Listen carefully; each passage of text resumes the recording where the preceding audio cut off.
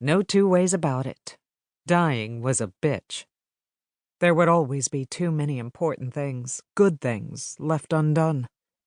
Madeline Williams wept for all the books she'd never read, all the music she'd never hear, all the sunsets she'd never see, the grandchildren she'd never hold. On a bad day, she made lists of all the nevers. Today had been a particularly bad day. She shifted her tired shoulders and eased her head back upon the pillow she'd stacked behind her, on the bed she'd slept in almost every night for the past 29 years.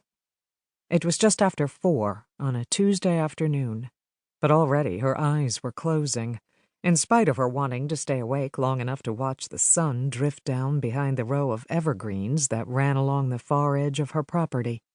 She remembered the day her ex-husband, Greg, planted them, the year they moved into this sweet Cape Cod on Hyam Road. They'd put in gardens and shrubs, and had taken such joy in the shared work.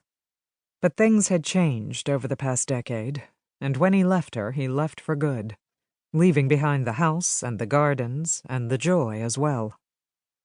Divorce was a bitch, too. She wondered if he ever looked back. Most days it seemed all she did was look back. One of the things she hated most about the disease that was siphoning away her life was the way it kept nibbling at the precious time she had left.